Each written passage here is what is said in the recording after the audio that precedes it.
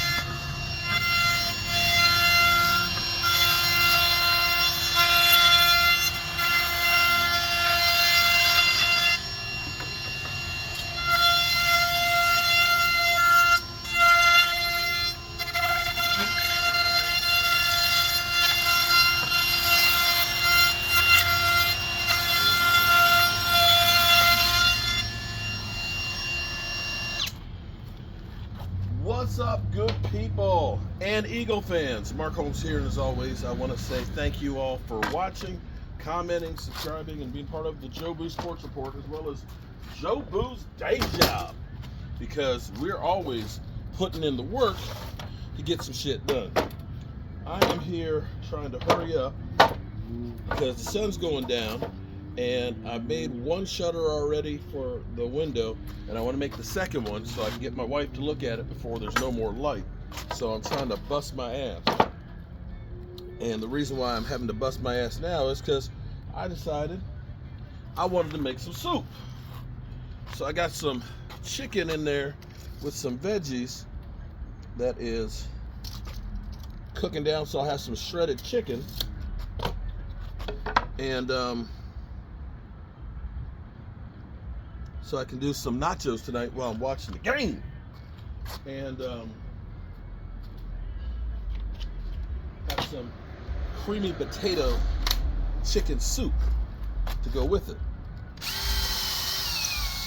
So that's what I've been doing, and that's why now I'm running out of daylight. I need to bust the hump to get this thing done. See, we double up here doing everything, okay?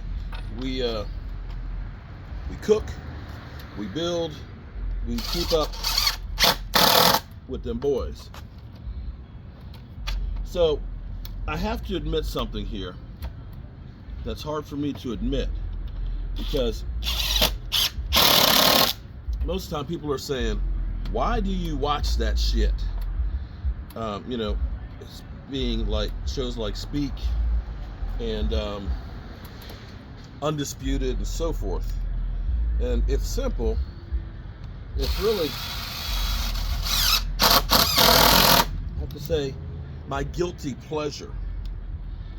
Because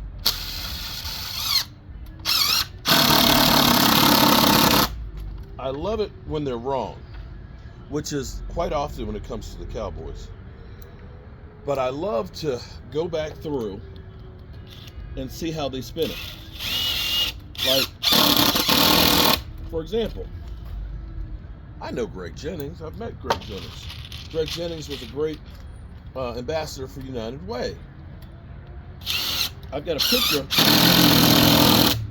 picture of Calais Campbell and Greg Jennings. Basically, they did a whole, like, you know, you're running out on the football field at United Way. Calais Campbell is so big that he literally makes me look like a little teeny kid. And they're elbowing me as I'm going through instead of high-fiving me. But like when Greg Jennings said, I'll take Daniel Jones over Dak Prescott, you kind of love going back through and basically kind of saying, yeah, you want to rethink that?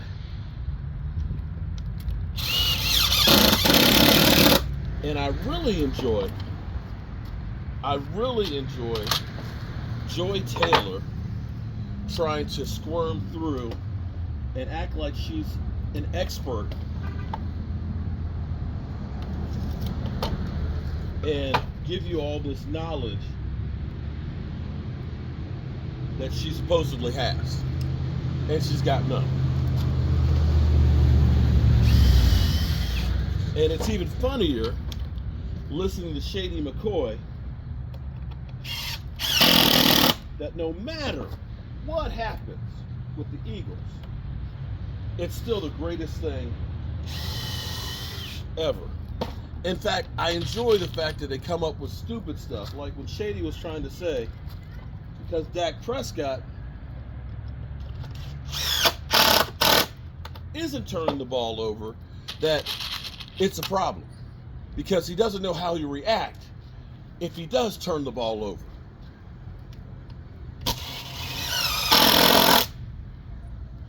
It's like, say what? It's like, you're kidding me, right? And what I hope and I pray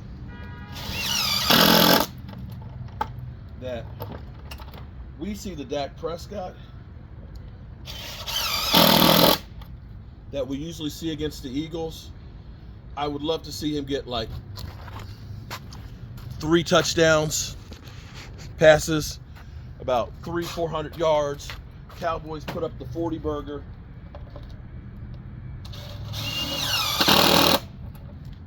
Cowboys put up the 40 burger and see how they spin it. Because you remember when the Cowboys beat the Jets week 2. Okay? And understand that the Jets have done damage to a lot of quarterbacks out there, including like Pat Mahomes and stuff. Everybody's looked like ass against that Jet defense. The only reason why that team actually won any games was because of that defense.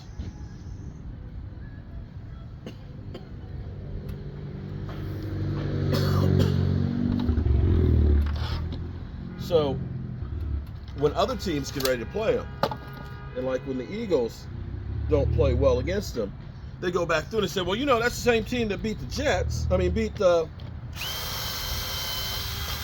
Allen and company. They got a great defense, right? And I love how they talk about, well, the Cowboys ain't played nobody.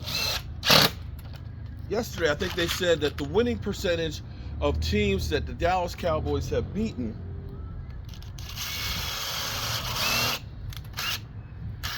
I think they said was 38%.